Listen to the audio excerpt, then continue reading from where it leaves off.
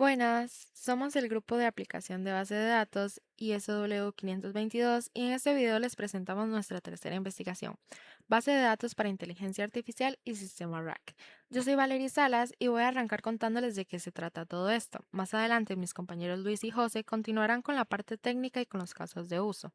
Esta investigación cierra la serie que empezamos con Data Lakes y seguimos con base de datos de grafos, así que también es un poco el cierre de nuestro semestre trabajando con estos temas. Empecemos por el problema que resuelve todo esto. Un modelo de lenguaje como ChatGPT o Cloud aprende de un corpus de entrenamiento que tiene una fecha de corte y después de esa fecha el modelo simplemente no sabe qué pasó en el mundo. Así que si le preguntan algo que cambió después de su entrenamiento, el modelo no dice simplemente no sé, genera una respuesta que suena convincente, pero que puede ser completamente falsa. A eso se le llama alucinación. Y no hablamos solo de un chatbot que se equivoca de forma graciosa, hablamos de decisiones de negocio o incluso de salud basadas en información incorrecta. Reentrenar el modelo cada vez que cambia una política interna, un precio o un procedimiento es carísimo y lento, así que no es una opción realista para la mayoría de las empresas. Entonces el reto real es cómo le damos al modelo acceso a información actualizada sin tener que volver a entrenarlo cada vez.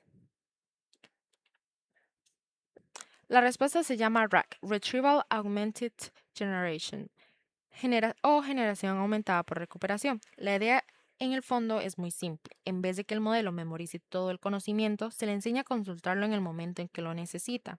Cuando le llega una pregunta, primero busca en una base de conocimiento externa, recupera los fragmentos más relevantes y después genera la respuesta basándose en eso. Es literalmente lo que hacemos cualquiera de nosotros cuando no sabemos algo de memoria. En vez de inventar, se busca en una fuente. Ese patrón lo formalizó un equipo de investigación en 2020, liderado por Patrick Lewis, y hoy es el estándar en la industria para conectar modelos de lenguaje con conocimiento privado o actualizado. Y no es casualidad que conecte también con lo que investigamos antes en el curso. Esa base de conocimiento externa perfectamente puede ser la base de datos de grafos que ya presentamos en la entrega anterior. Ahora sí, vamos con el corazón de la investigación, la arquitectura completa de un sistema RAG. Son 8 etapas, les voy a explicar las primeras 6 y Luis cierra con las últimas 2. La primera es la ingesta. Se recolectan los documentos fuentes, ya sean wikis internas, tickets de soporte o incluso las tablas de un data lake, como en el que investigamos en nuestra primera entrega. La segunda es el chunking, es decir, dividir esos documentos en fragmentos manejables.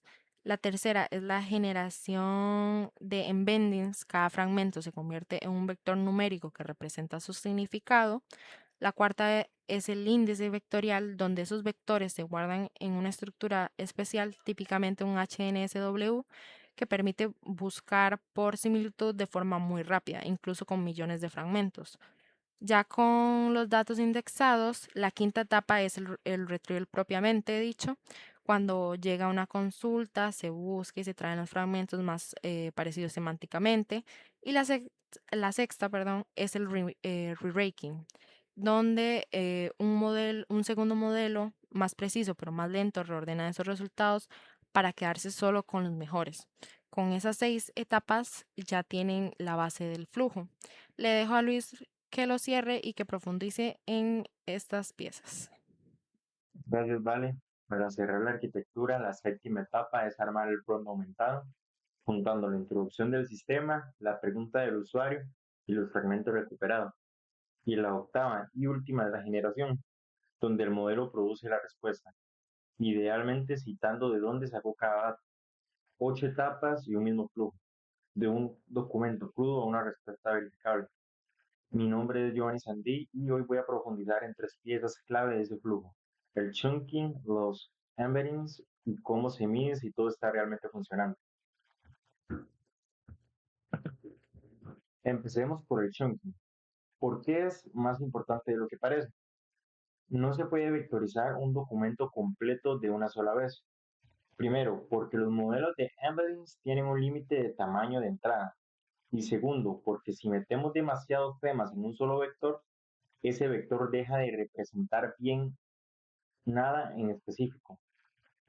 Y si el fragmento es muy pequeño, el problema es el contrario.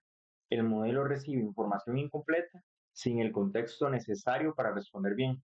Por eso se buscan fragmentos de un tamaño intermedio, con algo de superposición entre ellos para no perder la continuidad. En nuestro ejemplo de la política de devoluciones, dividimos el documento en 4 fragmentos: plazo de devolución, requisitos para electrónicos, tiempos de reembolso y secciones por categoría. Y esa superposición es la que ven marcada en la diapositiva. Ese pequeño solape eh, entre un chunk y el siguiente. Esa decisión de tamaño tampoco es, digamos, arbitraria, es un documento legal, por ejemplo. Suele convenir más cortar por cláusula que por un número fijo de caracteres. Ahora, ¿qué pasa técnicamente cuando decimos que un fragmento se vectoriza? Cada fragmento de texto se transforma en un punto dentro de un espacio de cientos o miles de dimensiones. Aquí lo representamos en 2 dimensiones, para que se entienda visualmente. Lo interesante es que los fragmentos que hablan de temas parecidos terminan cerca uno de otros en ese espacio. Por eso ven 3 grupos de colores en la diapositiva. Uno es para políticas y soporte, otro para catálogo de productos y otro para código y app. Son clústeres que se forman solos, sin que nadie los etiquete a mano. El punto blanco es la consulta del usuario, también convertida a un vector. El sistema busca a sus vecinos más cercanos. En este caso serían los 3 fragmentos del clúster de políticas. Y esos son los que se recuperan y se le pasan al modelo. Entonces, cuando alguien dice que un modelo entiende el lenguaje, en el fondo está pasando esto: geometría en un espacio de muchísimas dimensiones. Y algo que no se puede dejar de lado es cómo se mide si un sistema RAG está funcionando bien. Aquí usamos el framework RAGAS, que propone 4 métricas: Findfulness o fidelidad, y este mide si cada afirmación de la respuesta realmente se puede sustentar en el contexto recuperado. Answer relevance mide si la respuesta es verdad. Si la respuesta, digamos, en verdad contesta la pregunta que se hizo, no otra cosa parecida. Y Context Precision mide qué tan limpio viene el contexto recuperado. Y Context Recall mide si se recuperó toda la información necesaria o si se quedó algo importante afuera. Los valores que ven en pantalla son ilustrativos, pero la idea real es esta: sin estas métricas es imposible saber si el sistema mejora o empeora cada vez que se le hace un cambio.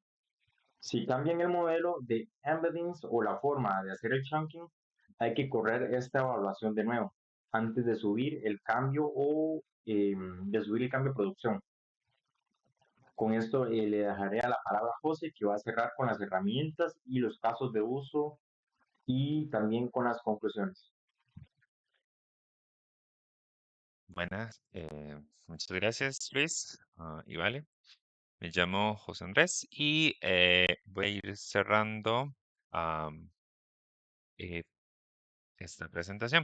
Vamos a hablar antes de todo con qué herramientas se construye lo que es el RAG, dónde se utiliza en la práctica y cómo esto se conecta con nuestras investigaciones pasadas. Porque a la hora de implementar el RAG hay 2 caminos: frameworks de código abierto o plataformas gestionadas en la nube. Vamos a empezar con lo que es LangChain, que este es el más flexible. Este sirve para armar cadenas y agentes complejos. Después tenemos lo que es Llama Index.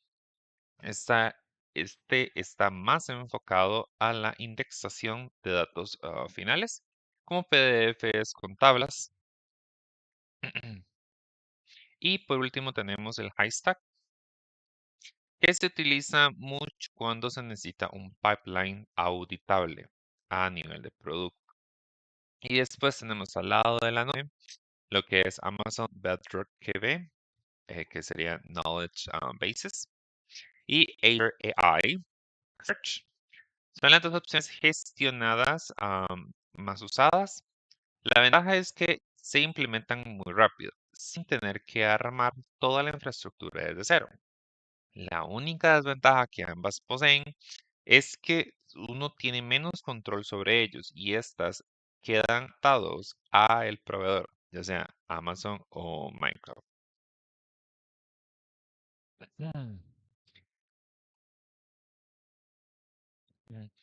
Y como una recomendación, acá, se debería empezar con una plataforma gestionada para validar si la idea es fiable o no, y luego migrar a un stack abierto si el volumen o el costo lo justifican. Ahora bien, vamos a hablar un poco de lo que son los casos de uso y el uso en el comercio actualmente. ¿Dónde se utiliza el RAG hoy en día? En más lugares de los que usted se imaginaría. Por ejemplo, los copilotos empresariales, como los asistentes internos de mesa ayuda, estos consultan wikis y tickets históricos. En la atención al cliente, los chatbots responden con catálogos y políticas actualizadas sin que nadie tenga que reentrenarlos. En sectores regulados como lo que es la salud legal, es también más crítico.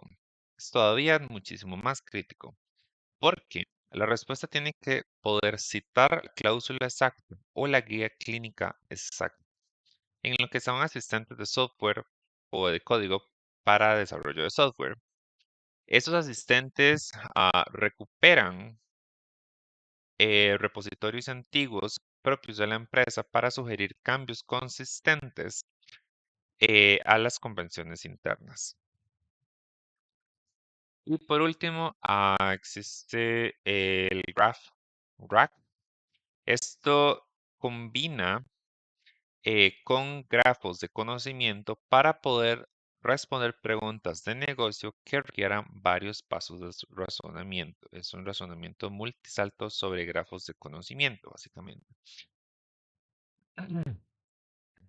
Este, de hecho, este mismo patrón de buscar y resumir se utilizó para resumir papeles académicos y, y buscar formas para implementarlo. Ahora bien, una convergencia entre las tres investigaciones que dan una sola infraestructura. Inicialmente nosotros iniciamos con Data Lakes and Lakehouses, donde resolvimos cómo almacenar datos crudos y heterogéneos de forma unificada. Nuestra segunda investigación fue de bases de datos de grafos, relaciones explícitas entre Neo4j y GraphDB, donde se resolvió cómo representar relaciones explícitas entre entidades. Y ahora esa tercera investigación, que es la de RAG, el modelo razona sobre conocimiento y lo almacena. Básicamente es la que junta todos los datos almacenados y esas relaciones y le da al modelo del lenguaje la capacidad de razonar sobre ellos para generar respuestas fundamentadas.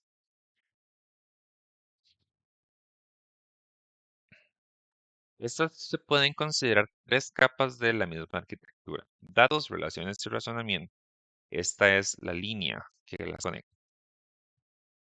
Y para ir finalizando, RAG no es una tecnología única, es el patrón que coordina bases vectoriales, relaciones y de grafos para que un modelo de lenguaje razone con conocimiento verificable. Muchas gracias.